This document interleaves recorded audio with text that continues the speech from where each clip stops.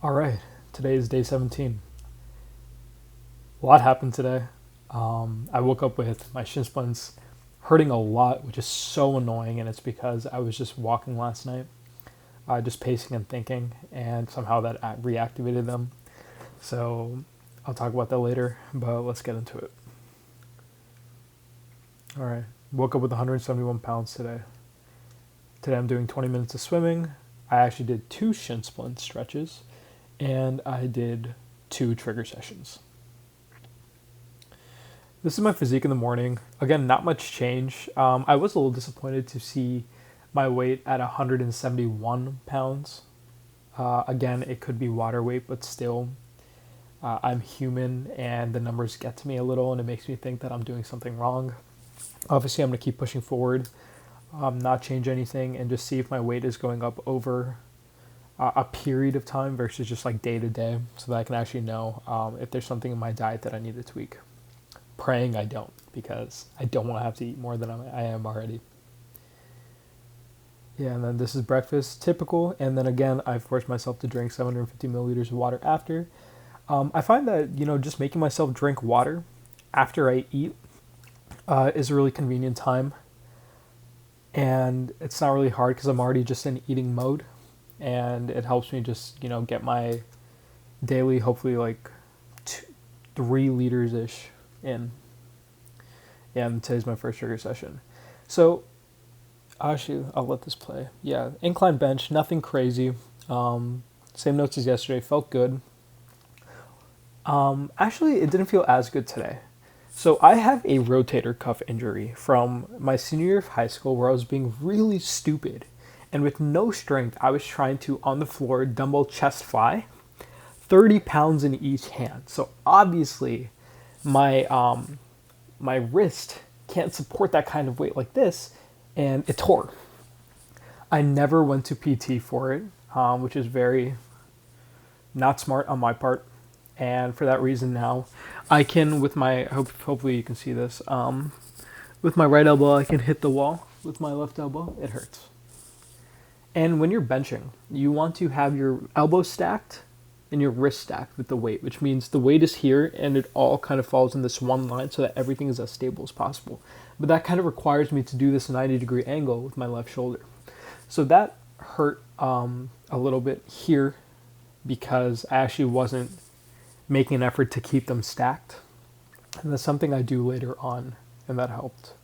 Yeah, the machine row, 1 rep of 50 pounds, one side of 50 pounds with 8 reps, that felt good. Hack squat. This is the first time I did it in like maybe 3 years, so I totally forgot how to do it, and this guy had to come in and help me. Really nice guy. I'm never really embarrassed to ask someone to help. There are those guys who make you feel stupid about it. You just gotta, shake it off, but this guy was super nice. And I didn't need to add any weight. I mean, 6 pounds. This is a unique movement, or a different one for me at least, so I was just getting used to it. But still, the hack squat did give me a pump. I was being very careful with my knee placement, with my lower back. And so the pump could have also came from me just being slow and controlled, but regardless, no weight was necessary. And then I'm back to bench. So I didn't mention this when I talked about trigger sessions yesterday, but with trigger sessions, you want to pick 4 to 5 exercises, and then without rest, you want to do 1 to 3 continuous circuits of those. So today I do 2 circuits, and so this is my second time doing incline bench, and you can kind of see it here. Let's see if I can show it, time it right. All right, that's the best I can do for now because it's time lapsed and sped up, but my wrist is stacked, my elbow is stacked, and it's close, and my lats are engaged. So with that, I felt better with my shoulder. It wasn't perfect, but I definitely felt better. I'm realizing that I incline bench the way I bench, which is wrong. I have to keep my lats engaged and almost have my lats stacked too, in a sense. Like, when I have the bar in my hand and it feels right, it's like the weight is sitting on my lat, so I can just pump up and down and feel really stable. That's something I need to work on. Back to the rows. These felt good. Actually, here, you can see that I'm not doing the one that you hold the bar like this, but actually like this. So my elbow is flared out.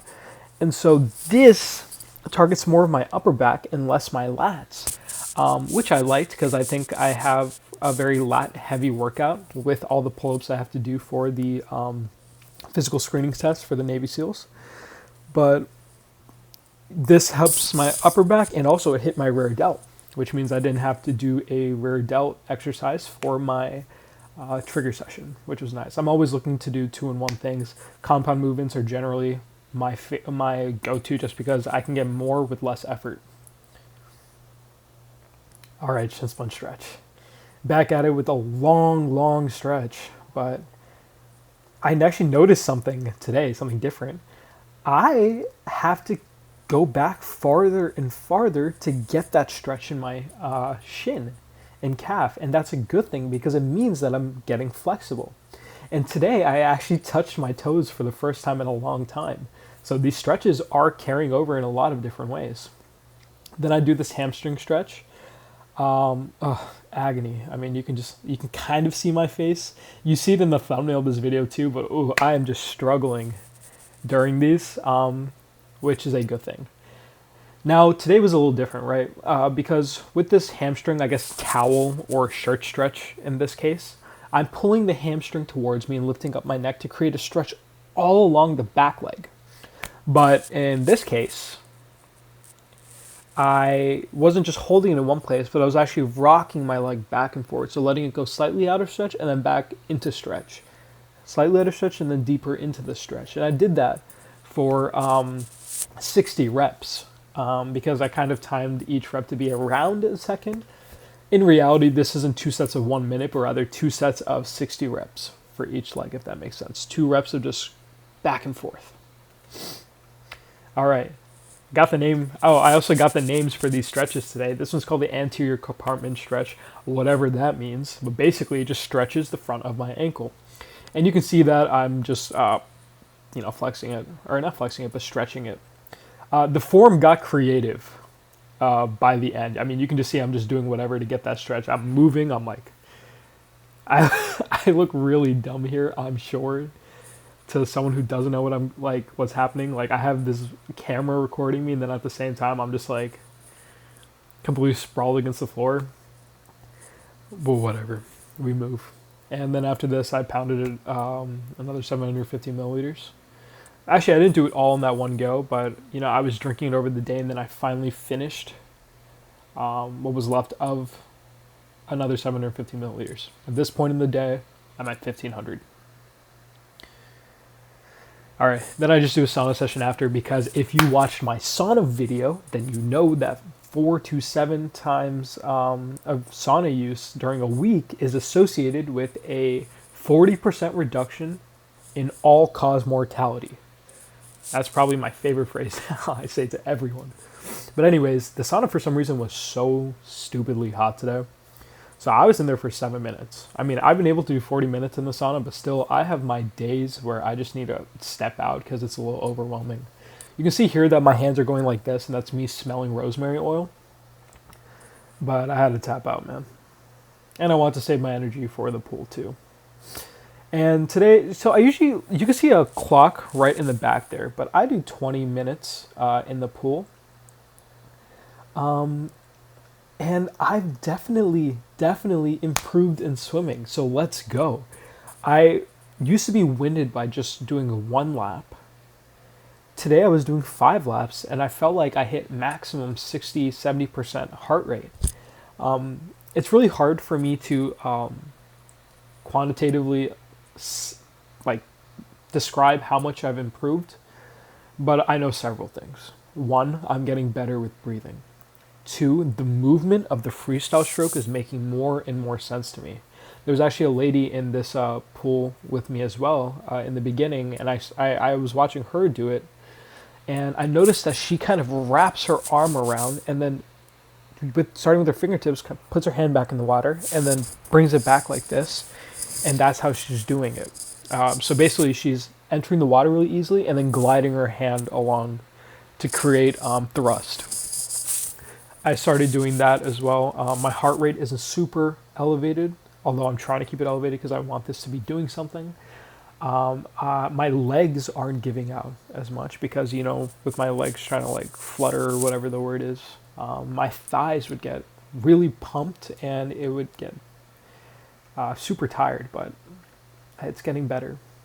And my lats are still getting like tired too, but there's a marked improvement in both the force that I pull my arm and elbow back with to create the thrust and how long I need between each lap.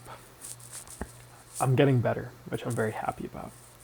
I decided I could have done 6 or 7 laps, but I decided not to push it because, again, since I'm doing swimming every day, albeit for 20 minutes, I just want to go slow. Lunch, no big deal. 1 cup of egg whites, quinoa and dal, and 1 small Pringles can. Super easy. I'm watching you grow. Trigger session 2, I do some bicep curls. Those felt good. Lateral raises. I always want big delts. I do some step-ups just because, I could do squats, I could do lunges, but step-ups are just a fun, different thing that also engages my core so I don't top over. Sit-ups, I do just 10, and I make sure to contract the muscle without overworking it because, again, like I described yesterday, my core and my abs are still very sore for some reason. And so each time I get some blood into there, I know I'm healing faster, as is the point of trigger sessions. So I did that. And then I did some push-ups too on my knuckles because those feel the best for me. Standing calf raise, I only do 10 because yesterday when I did the seated calf raise, I noticed that it made my shin splints worse. And so I only did 10 today. But the tibia raises, I did 30 of them because, like I said, again, if you're going to, work your calves in one way, you got to move it the other. Shin splint stretch too, yeah. So I decided to do the second one today because, again, I woke up with my shins hurting. And not only that, right? That's my left leg. My left shin is worse than my right shin. But not only that, this morning I woke up because my calf started cramping out of nowhere and I literally was just like silently like screaming. It hurt so bad. The whole thing was flexed like it felt like it was about to explode. And it made my morning the worst. It was so unfair that happened to me, especially because I'm putting so much effort in to fix these. I mean, I literally have a pack of frozen vegetables on my left shin right now just so I can get better. But anyways, I do the standing calf stretch, and I do 5 sets because I miscounted. And then I do the anterior compartment stretch, which is just stretching on my ankle. I didn't do the hamstring stretch because that was just so much after eating. And then this is my physique in the night.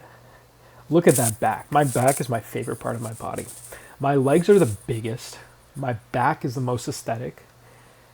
My chest is certainly underdeveloped. It's the weakest part of my body. And my abs, they're not underdeveloped. I mean, I've been working them for a long time. They're very strong. But visually, just because I store body fat there more than other parts of my body. Can't really see it, but I know it's there.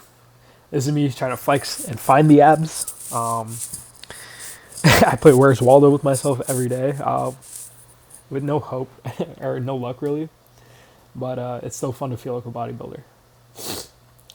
That's the day 17 recap, man. Nothing crazy. Overall, pretty solid day. I felt good. I woke up at 12 p.m. and was able to finish. I'm going to finish recording at around 9:20 p.m. today, so I'm going to get some good sleep in tonight. I was using my phone a lot today, though, which is pretty frustrating. I downloaded this new app, which kind of mimics Candy Crush, and so my 6th grade edition is back in full swing. So I'm going to delete that app after recording this. And that's about it. Water was pretty good. Fruits was terrible. I didn't eat fruits today. Vegetables were good. Creatine. I'm about to slam a protein shake before I go to bed, so that'll be good. Protein, that as well. I've been drinking those Orgain plant-based protein shakes. Those have been pretty good. I learned that the protein that you absorb from peanuts isn't actually like, you don't actually absorb most of it. It's still very good, especially for a plant-based source, but nothing really compares to whey protein. But I just wanted to add that because yesterday I implied otherwise. That's about it. I'm going to sleep now. I'm going to ice this actually for a little bit longer and I'm going to sleep. We'll wake up, we'll rinse and repeat. I'm waiting for October 7th to end so that I can get back into the actual training. Thanks for watching.